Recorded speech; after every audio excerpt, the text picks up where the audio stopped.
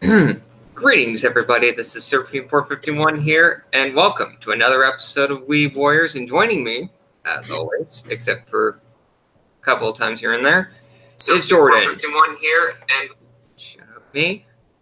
How you doing tonight, Jordan? Hanging in there, Tony.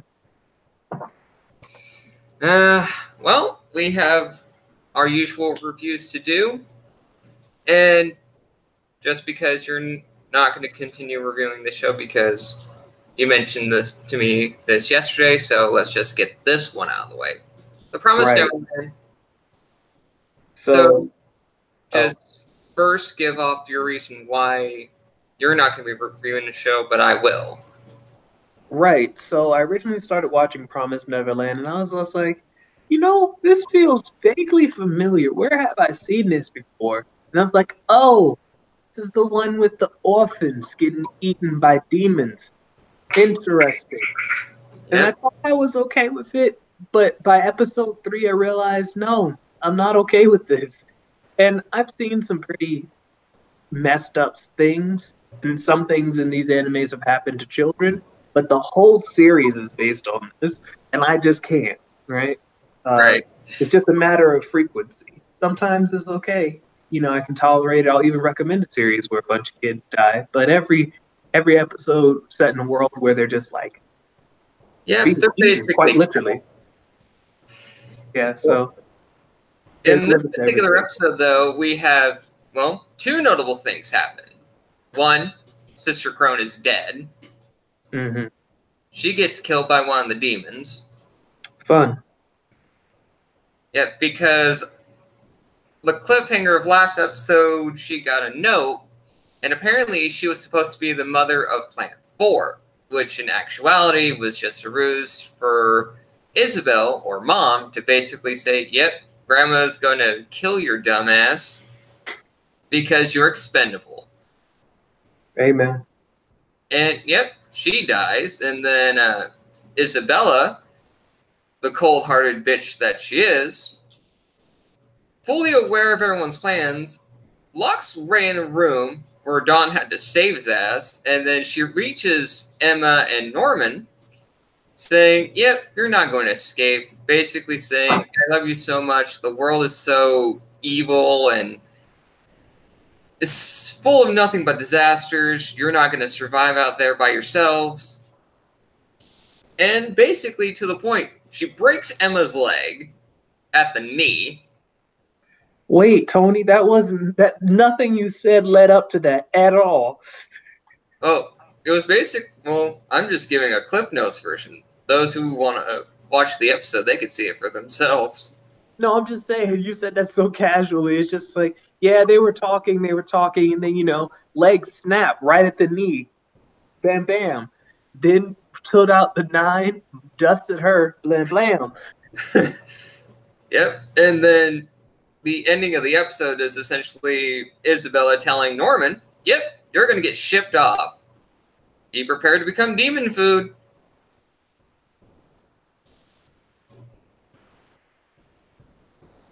But still a fairly solid episode, all things considered. The series likes to build its own tension, and the fact that a lot of people can be expendable in this society, mostly children, it's still very terrifying in its own special way. So what show that is going to be continuing on our review docket that you will actually be watching, what do you want to talk about next, Jordan? Well, on my queue, I have episode 21 of That Time I Reincarnated as a Slime, Chizu-san, or Shizu-san's students. Too many S's. Yeah, so many S's. Right. So we're getting into, I guess, what you would call the school arc, although they don't go to school for very much. Long story short, Shizu visits Rimuru in essentially a dream where she asked him, and not any words whatsoever, to look after the children that she was teaching when she was alive. And after having a very epic encounter with one of the people in this town, or what was he, a guild leader of some sort? Yeah, and that was in episode 20. Right. Oh, I'm just recapping, right? Because I wasn't here for the last week. Yeah, and I gave just a very Spartan recap. Yeah. Of everything. So, has a fight with the guild leader. They come to terms with Shizu's death and, him assuming her form and mission. And they introduce him to all of the children that Shizu was responsible for educating, which actually turned out to be summons just like her, who are all dying because there's too much power in their body and no place to go, and no place to go with it. Rimuru resolves to save them, and this episode actually focuses on him figuring out what it is that their powers are. There are various affinities, or I guess various power and or magical affinities. And him just flexing as always, killing a dragon and shit, just very casually. Yeah, I mentioned this last week actually, because I also incidentally talked about this episode. Such a mess. Yep, because I mostly talked about the fact that Rimuru decided the best way to save these children, let's graft spirits onto them. Right. So, I mean, maybe not the best of all strategies.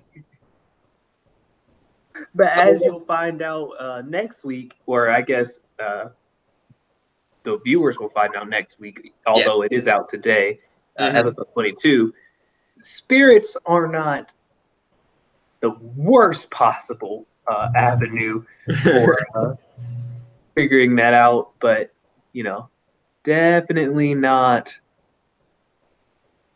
Although the funniest thing about this episode, for the sake of comedy, all because of a hostess living in a village that is connected to the dwelling of spirits, he just has to throw a bunch of mad coin as a big thanks. And plus, he actually got some considerable trade options thanks to the merchant. That he did. And also, the kids themselves have unique abilities and traits to their personalities, and they come from, because 3 of them have very Western names. Only 2 of them have Japanese names.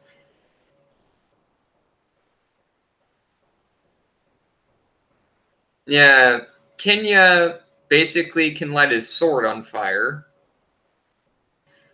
Yeah, it seems so that Kenya is trying to emulate Shizu and that his actual affinity is not fire. Or at least that's what I got from the way that Rimuru's internal. Yeah, he just has a lot. All of them have just unstable magicals. True. Chloe can basically use water to her advantage. Yo, she busted out the water murder spell. I was just like, okay, interesting. And then we have Gabe basically shooting magical bullets at people. And then we have Rhonda, who just manipulates her stuffed animals. What was great about that little scene in particular is that, what happens if I light them on fire? And then Great Sage is like, the little Rhonda girl will cry 100%. And then we have Sugechi, I can only remember his surname. He basically goes into a berserker state.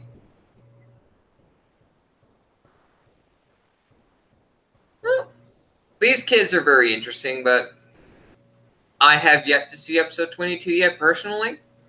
Really? Yeah, coincidentally, I actually have it on my TV right now. Such a bum. Well, I am a bit of a lazy savage. Yes. It will. It's a good episode, I think. Yeah. Well, personally, I think it's a good episode. Well, these past episodes that happened in our time, well, in our small hiatus of sorts, they've been really good. This show has been consistently good. It has. So what's next on the docket, Jordan? Next on the docket is Magical Girl Spec-Ops Asuka, Episode 8, You'll Surely Be a Wonderful Magical Girl.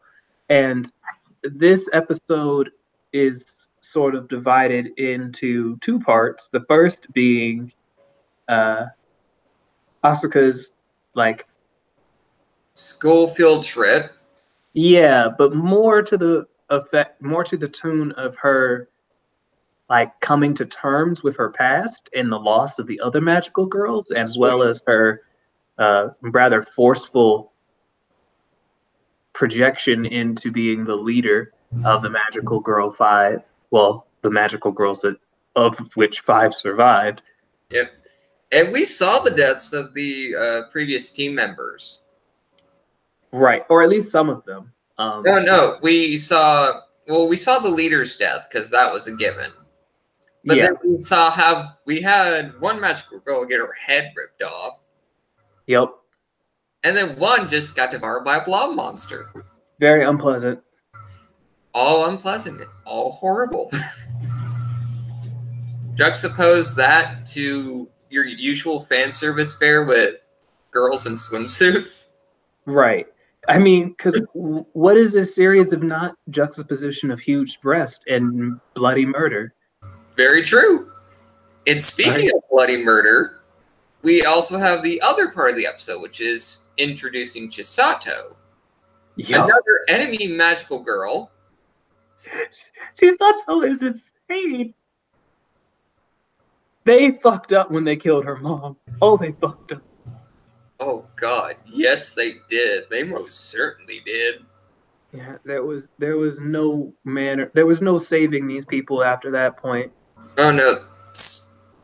The universe is basically saying, yep, we're going to show you nothing but disrespect here. Yeah. I've just never seen something so hurtful a day in my life. Oh, it's just a triple whammy of horrible for Chisato. Got into an accident where her mom dies in that same accident. She loses her leg at the knee. Yep. And the episode starts off essentially with her father trying to get her into a whorehouse. Yep, he tried to sell her into prostitution, of which he was unsuccessful. Because she was underage. And the guy tried to run the business is like, yeah, we're not messing with that shit.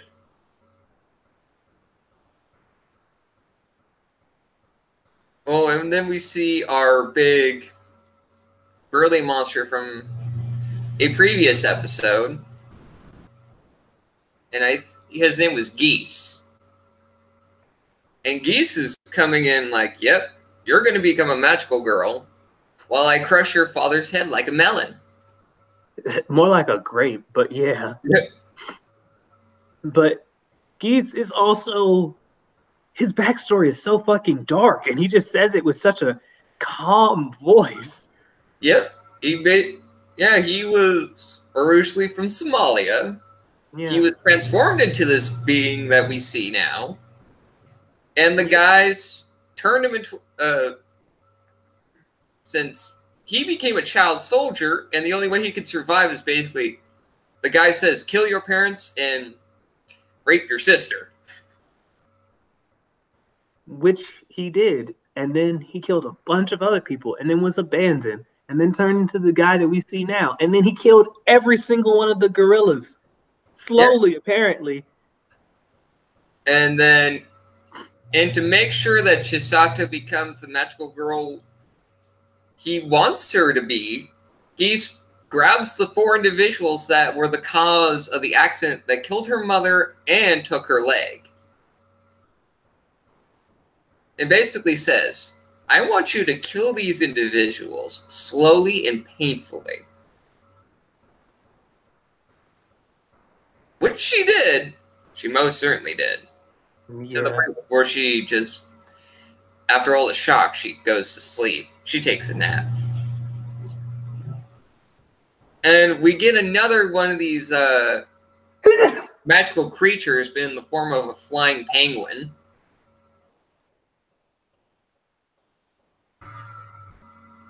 Yeah, this little penguin thing follows geese around. Similar to the little chew monster that our protagonists have. Yeah, I really can't get over how, like, supposedly cute all of the monsters are and the spirits, and then they do these things, and it's just like, what the fuck? Oh yeah, Like when they were doing Chisato's training, and he threw that little stuffed bear, bull out, and then you hear like the rippling of the muscles. I was like, no, that's not right. That's ungodly. And then it becomes a big old minotaur creature. Make the bad things go away. Oh yeah, and then we also get to see the two other magical girls from the Magical Five, Mia and Tamara. Because apparently M Squad is in a joint effort with the U.S. Special Forces to protect this conference that's in Okinawa. Which just so happens to be Asuka's and Kurumi's and the others' school field trip. Just so happens. Just so happens. It's almost like someone wrote it that way. Yep. Although we still have a lot. I love this show. It's very interesting and very entertaining, but it's fucked up. Oh yeah, very much so. Yeah. When you have Kurumi, who is presented as generally a sweetheart, who's also your specialist in interrogation and torture. Oh yeah, it's like okay. I don't know how to feel about this. It's terrifying. Yeah, let's go with that. I'm terrified. Yep, a lot of these individuals are messed up. War will do that to you. Although, let's call a spade a spade. If the leader of the Babel Brigade isn't dead Francine resurrected, I'm gonna be shocked. Oh yeah, I would be shocked too. Let's just call that out right now. If Queen is not Francine, I would be surprised. Because, like, nice red herring. I will applaud you on that. Like, they keep teasing me with the blonde hair to the point where I'm a little suspicious. It's just like, is it too obvious to be obvious? I mean, coming from someone who is Captain Obvious in our friend group, it's like, I would be surprised if it weren't the case, but I would be even more surprised if Francine's just a red herring and she stays dead. Yeah, I mean, there's always that possibility. There will always. I think that's what a lot of authors bank on, right? That the thing that they're trying to set up will be so obvious that no one will think of it, because why would it be? It's just like, or they pull like a late 200 or a late 2000s M. Night Shyamalan and just make the twist make no sense whatsoever. Oh yeah, definitely. Let's make sure we don't do that crazy shit. Because the Queen is actually Asuka from the future. What? That'd be some crazy shit. So I cannot wait for next week's episode to see what happens at this conference. And yes, we didn't even mention the whole subplot that they set up in this episode. So apparently they're going to have another conference between Earth and the spirit world. It's supposed to be top secret, but it seems that Babel Brigade is aware of them, and they're plotting to literally blow the absolute fuck out of the entire facility. Well, I did mention that it's a joint effort between the U.S. military, M Squad, and a little bit of the Russians. Mostly it's the U.S. and Japanese Special Forces. Which is weird, because isn't the other stable gate in Copenhagen? I think it is. They mentioned it earlier. I know that one of these stable gates is in the States. I don't know which one it is. But I like how there's animosity between Tamara and Bia. I think it's because they're an American. Yeah, they're Russian and they're an American. No, I meant more like their mentalities don't line up, but I guess that is probably why their mentalities don't line up. Yeah, Tamara basically calls me a Texas girl. I mean, living in Texas, I don't see it, but you know, I also live in Houston, so it's very un-Texan. But I'm just really interested to see what happens when we have Geese and Chisato coming in, want to roll up and cause nothing but havoc on this conference. And we're going to have at least 4 of the Magical 5 teaming up to take on Magical Girl Whiplash Chisato. Yeah. I love these Magical Girl names. They're just so y'all didn't want to go with nothing simple or cute. No, you wanted to go with something violent. Yeah, we're definitely going with something violent. Although Phoenix's weapon, I'm just like, what? Yeah, it's a big old flamethrower. But like, I've made not Magical Girls, but I've made a bunch of characters in my time as like an amateur writer and game developer, and never have I sat down and been like, you know what I should give someone? Flamethrower. Maybe I'm fucking up. Maybe I need to think more. Maybe I need to think more flamethrowers. Well, we have a Magical Girl with an assault rifle. Fair. And adding on to the stereotype, this same Magical Girl is an American. You say that like we have a gun obsession over here. In a way, we kind of do. I don't know what you're talking about, Tommy. I don't know what I'm talking about at this point in time. So anyway, let's just move on to the next show to review. Right. So the next thing on my list is Day Live, Episode 8, Demon Lord of Descending Darkness. Oh my god. So continuing on from the previous episode where Origami, who is now a spirit by the way, decides to talk to Kurumi and tells her to use her time traveling bullet to take her back in time to the point where Origami can kill the spirit that killed her parents. Right. That's the basic plot of it. Yeah, I mean that's how it opens up, and we go through time and we see Origami, and she's just fucking up the first spirit with Metatron, kinda. Yeah. What I mean by that is that she's using Metatron to degrees of sophistication that I've never seen her, that haven't seen anyone use their angel to in, well, ever really. And then the first spirit just sort of ignores it all, right? She's like a fucking phantom made of static and imagination. And she's like, oh, so I have my own job to do. If you want to make sure you can kill the spirit that killed your parents, go ahead, try it. I won't stop you. Right. But the more important thing is that what we find out is that Origami, the first spirit, didn't kill Origami's parents. Origami killed her own parents. Yep.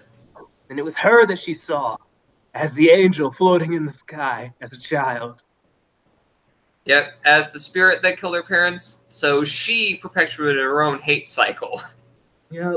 But I don't know why I didn't see it coming, but I didn't. I mean, I kind of figured that was going to be something that was lining up. When you involve time travel into weird shit like this, something like this is bound to happen. Well, I didn't know what sort of theory they were running with on time travel, if time was mutable or if time was immutable. It seems that time is immutable, so even if you use the old bet to travel back in time, you end up doing the same thing. The same things happen. Mm-hmm. Because you did them then. Yep, and then we have Shio, Shido. God damn it. Yeah, Shido and the crew basically holding up in the makeshift hospital doing rom-com shit. Yep. And then all hell breaks loose. Oh yeah, fucking disasters happen. Just laser beams through the whole hospital. I'm just like, I hope no one else is here. Yep. And then the last few things that we see is an Origami in a more muted color tone. Still in her spirit form. I don't know if she's still going to be using Metatron, but wouldn't surprise me if that weren't the case. Well, she is using Metatron. She's entered her inverse state, right? Yeah. So. Right. Also, Shido really bitched out at the very end. He was right there. He could have tried to kiss her, but she was just gone. Oh, yeah. Yeah, Origami is pretty much... she is out of it. She's gone. Right. So... I cannot wait to see what happens next. I'm eagerly anticipating that moment where we kind of resolve this little arc here. Well, I mean, we have to tell them how it's going to be resolved, right? So Kurumi actually shows up, captures Shido, and then sends him back in time, using Yodbet to change what has been changed. Well, fuck. Let's figure this shit out with even more convoluted time travel bullshit. Right? Let's time travel to fix our time traveling. Sounds like the premise of the Flash TV series. I mean, you're not wrong. I know. And then I would laugh, just one side tangent here. I would laugh my ass off if one of us proposes to Brian for Weird West. Time travel? No, I'm out. I'm out. I'm out. Well, but nonetheless, that was the update for Day Day Live. Definitely heating up. Probably going to be entering into this last arc here soon. I doubt very seriously that they're going to carry this Origami arc out for 4 episodes. I don't think so either. I'm pretty much going to guess that they're going to be doing some more DEM shenaniganery after this Origami thing. 110%. But the next show up on the list is The Rising of the Shield Hero, Cursed Shield. All right. So this is continuing a theme of the other 3 heroes being douchebags. Yeah, the other 3 heroes being completely incompetent. Now Fumi inadvertently having to come behind them and clean up all their fucking messes. So you remember that seed that was missing from the alchemist's lair? Well, it showed up. No, I'm sorry. That was previously. Yeah, that was previously. But you remember when we learned about Sword Hero killing a dragon? Well, guess what he didn't do? Bury the shit. And guess what happened? It rotted, causing miasma and poison to fill the air and land, summoning powerful monsters and making a bunch of people sick. Well, actually, it caused a plague to kill a bunch of people. That too. And this plague is causing this small village to basically rot and become a shell of its former self. And now Fumi and his band of merry adventurers, well, yeah, come to the town after running into a old woman and a small child, making sure they're healed up and okay. The old woman basically saying, yeah, the village that you're going to, there's a plague, you shouldn't go there. I would have taken that as a sign to just not go there. But I guess Nafumi's a better guy than I am. Yep, true.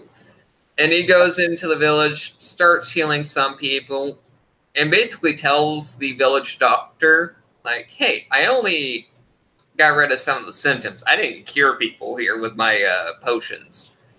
Right, because the source is still there. It will create the problem again. They pay him, or they say that they'll pay him to go clean up the body, of which he does, or at least he tries. Then turns out that the dragon's back from the fucking dead as a zombie. Yep, it's a necro dragon, which is the worst type of dragon because it's like it's more concentrated fuck you. Oh yeah, it's definitely some concentrated fuck you. And Philo, on her I hate all dragons kick, decides to fight the thing. And gets eaten. Yep, she definitely gets eaten and had a big old death fake out because she decided to eat some fucking fruit beforehand. Yep, but none of that was relevant because Naofumi lost his absolute shit and activated the Raid series. He activated the Raid, the Cursed Shield series, the Rage Shield. And just went in. Yeah, caused the curse that singed Reptalia's body. Not just singed, cursed it. Oh yeah, definitely. And it drove him to the point where, oh my god, what am I doing? What have I done? Yep. And Philo's like, don't worry, Master, I got you. Pops out of the Necro Dragon and swallowed its core. Yeah, because that just makes sense, man. Yeah, because Philo just knows what to do. And she's hungry all the time, so she'll just eat anything. Although, now Fumi did the smart thing, since it's all connected to poison. He used his, one of his shields that gives him poison resistance to make sure he's okay, but he has to make sure that Reptalia and Philo are okay themselves since they don't have poison resistance. Mm-hmm. And, well, basically, Naofumi and the girls saved the day. And we also got to see a bit of Naofumi's crafting ability, where he makes a bangle for Reptalia and a little barrette thing for Philo. Yeah. Just cute. Yeah, it's all cute. It's all adorable. And then we have crisis is averted, people are going to be healed, it's all good. Which will lead to another dickbag situation next episode, hopefully. We get to see what the bow hero's been up to, and yeah, if you guys haven't actually read the manga or the light novel, he's a shitbag. A complete and utter shitbag. How'd you get that impression? This is stuff that those who are enemies only won't really get, but those who are in the know from the source material, yeah, he's a shitbag. Yeah, that he is. But it looks like the next episode is going to focus on another character that's going to be coming in. Who? Shitbaggery. No, I'm kidding. Melty. Melty. The least of the shitbags, or at least that bloodline of shitbags. But we won't get into much about Melty because she'll show up and have her own origin revealed throughout the episode. But I imagine what we're going to end up seeing is the second wave, and that will be the end of this series.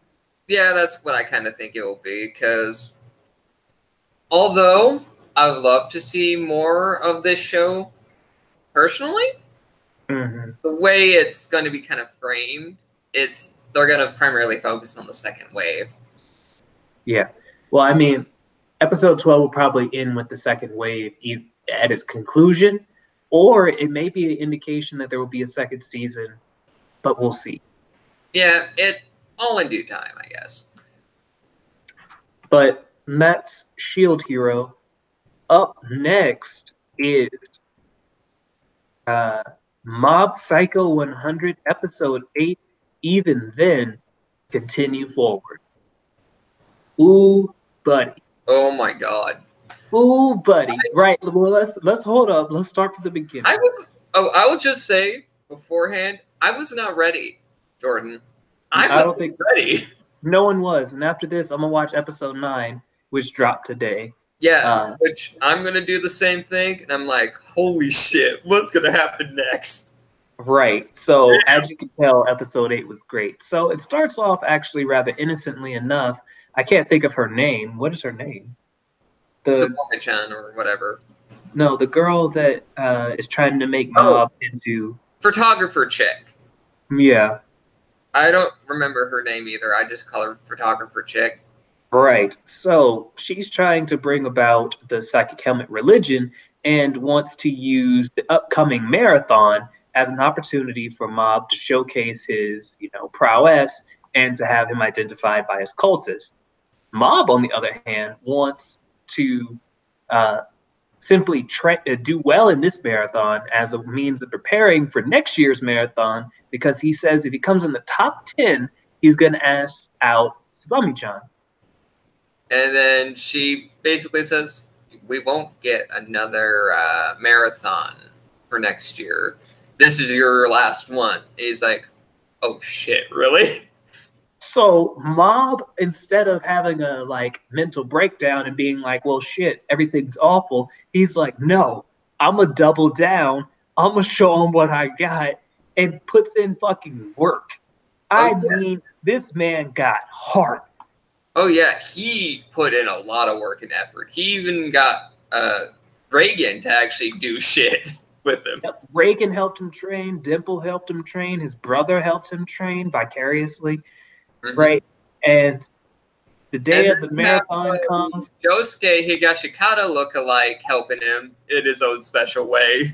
Yep, everyone is supporting Mob.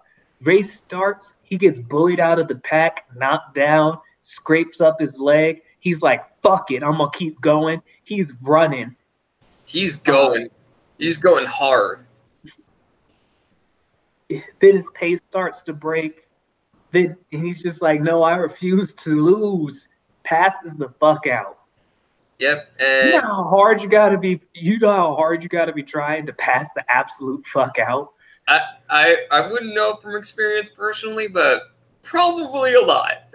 Yep, I've honestly never wanted anything of that nature. No one does, Jordan. But then you have his teacher, one of the teachers, basically saying, "Yeah, you shouldn't push yourself too hard, kid.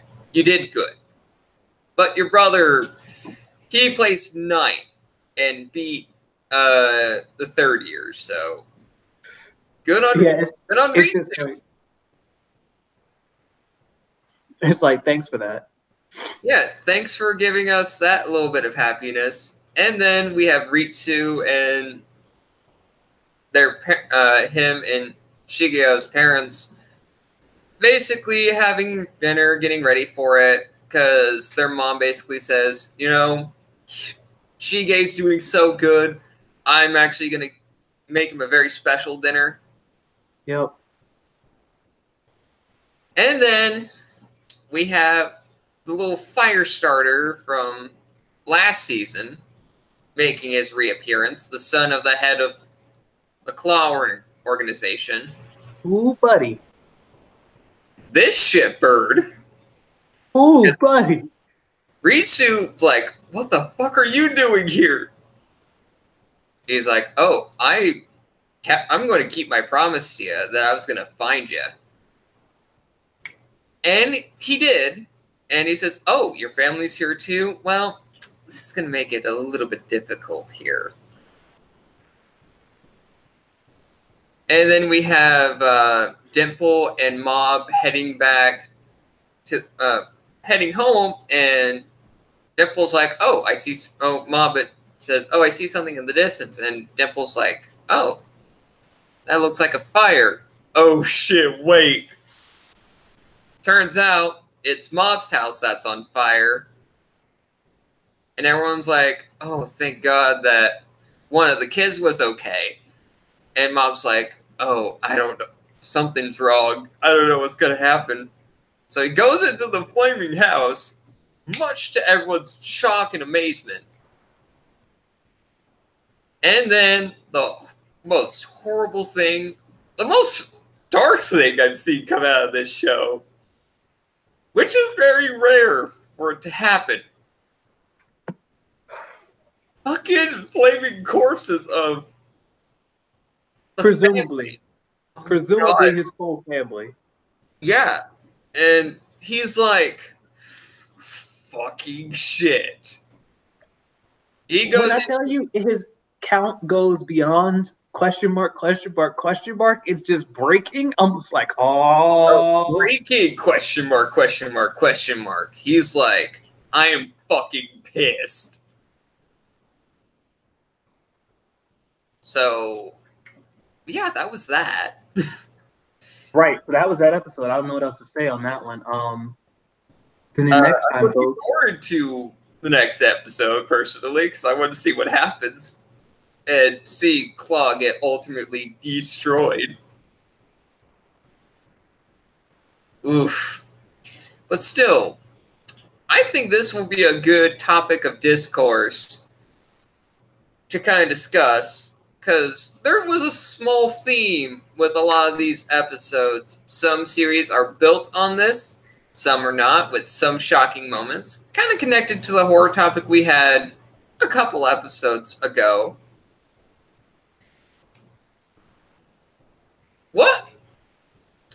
So the question is, there's a lot of messed up shit in anime. Sure, messed up things happen in real life. But... Yep. There is this tinge of more terror and fear when dark things happen. And let's mostly focus on shows that are built around messed up things. Let's just primarily focus on Asuka here for a good generalization of it. So, a lot of manga that are connected to seinen stories, they have a lot more messed up shit because they have more adult themes connected to them. Sometimes it's war, like a lot of the shows that you've recommended to me in the past that are fucked up. I mean, I wouldn't say I did it so much as I recommended what you enjoy, question mark. I mean, there's something. I mean, some stories, if they're gripping enough, I can enjoy them. But sometimes there are some shows that are very hard to sit through, and they're fucked up. Remember the little thing that you had about Promised Neverland? Yeah, I can get those moments too, you know. I mean, over what though? What exactly did I show you that was as bad as orphans being eaten by demons? I mean, we have people that are essentially running away, like the saddest thing of all time. Yeah, that one clip from the show's escaping me where it's basically a girl that's dying horribly. Sakano, world's last love story. Yeah, I'm like, nah, I'm not gonna deal with this. This is too depressing. I mean, she was just dying of potentially radioactive burns. And then her friend was holding her as her skin was slouching off, telling her that she was beautiful. But then we have she was succumbing like her wounds and dying. I mean, come on now. It's nothing. It's nothing. Yeah, it's nothing. We also have Asuka, a show just predicated to being a subversion of most magical girl stories, connecting it to war, death, It was fine. Asuka's fine. Yeah, we're not messed up individuals at all. Or like how, they're sending her family back to her in pieces. Yeah, we're gonna see people get pretty much eradicated, eviscerated. Whole armies getting decimated. At least there's a premise to it. Have you ever seen Blood Sea? Oh God, believe me, I've seen Blood Sea. That's pure madness. It's just like for Kwai, Yeah, definitely. So the question I want to kind of bring up as a topic here is, what is the limit to most series that are designated as seinen stories in the level of how messed up they can be? And is there like one thing that, even though it's a seinen story, they'll never fully cross that line?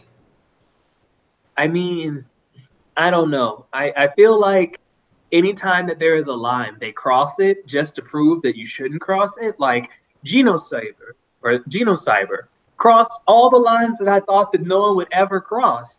And people are just like, you know what? You were right. Those were lines that should not have been crossed. Uh, I mean, Blood Sea sex has with moments actual where, children on screen. I don't think that will happen. Hopefully. hopefully. Um, yeah, that's it. I'm pretty sure they've done everything else.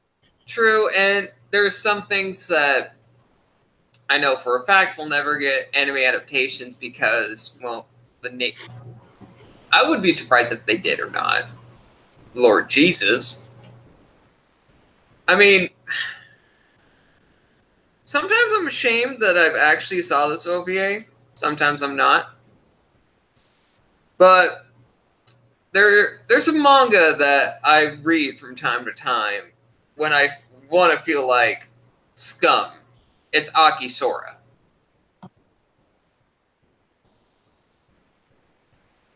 I will feel like complete scum after reading that. And then a similar story by the same author as Akisora. It's a story where it essentially ends where the protagonist is pushed into a subway train and gets run over by it. Because he was essentially connected to a club that is all about these students just having a whole bunch of sex, and the boyfriend to one of the female characters in this orgy broke his went insane and started killing all the male members in horrible ways, such as stabbing. I forgot one, and then the train pushing.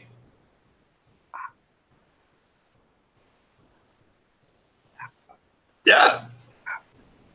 Yeah.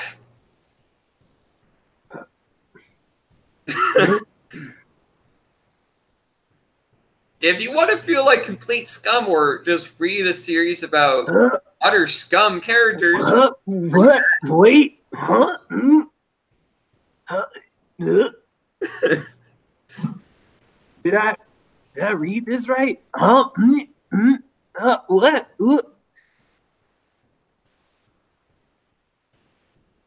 Yeah. Yeah. Yeah. If you, I guess in what? your, What? Huh?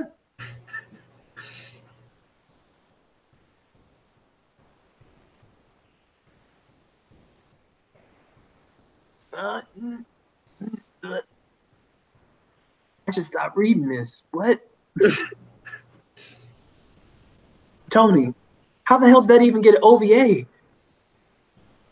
it's Japan, Jordan.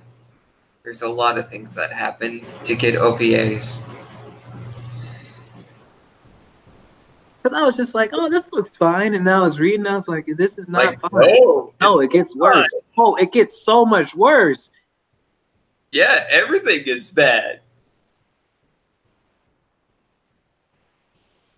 Yeah, because let's define it like this. Seinen stories, yeah, they're seinen for a reason. Sometimes there's good quality stuff hidden amongst the fucked up. Like, it's fucked up, brethren. But even the fucked up stuff can actually be very entertaining stories in their own special way. Kind of like most slasher films, I would wager. But yeah, kind of the crux of our little discussion here is that for most fucked up stories in anime or in manga, really, there needs to be a fine line. I think Asuka kind of is a better representation, much to its contemporaries, for better or for worse. I mean, comparing it, Magical Girl Deconstruction to Magical Girl Deconstruction in Madoka Magica, it has fucked up moments in it. Well, Madoka Magica is disturbing, but in a different type of way. I think Asuka is much more, well, I mean, it's intentionally depicted as much more realistic, which adds a certain degree of weight to these sort of things. Oh, yeah, definitely. Also, why can't I think of it? Madoka Magica. Madoka Magica. It deals with a very unreal situation, right? Wishes turning you into witches. Asuka deals with a very real situation: war, PTSD, terrorism. Yeah, very true. And the magical elements are kind of like second nature in Asuka. They're just something that can be weaponized. And when we acquire new military technology, we're going to use it to full effectiveness. And it wasn't just magical girls stopping these creatures. These were full-on wars that the human race had with the evil, spirits. They have a name, but the name escapes me. So I know it, but I don't know how to pronounce it. The deer ass, the dace ass, or something like that. Or kind of reference to Desaya. I don't know how to pronounce it either. They say the name of it, but they say it in Japanese. I don't even know. But I think this is going to end the episode of Weeb Warriors here.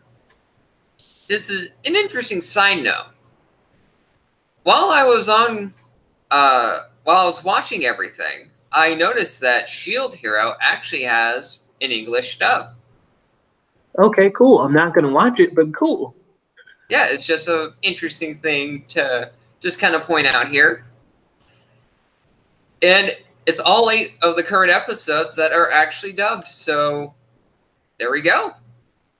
Just want to throw that little nugget of information. If you are in the middle of doing something and you really like Shield Hero, just pop in the dub and just go about your business.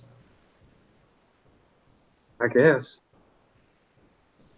But our usual plugs, follow me on Instagram if you haven't already. If I feel so inclined, I'll put the link to my Instagram in the video description. If you feel like gracing them with that knowledge. Well, since I am a fairly lazy human being, as most people should know, if I don't think about something, I just don't do it. Fair. But tune in next week where we'll be reviewing our shows. And hopefully some things will be a bit lighter, a little bit more cheery. Lol. Unlikely. Very unlikely, but we can hope.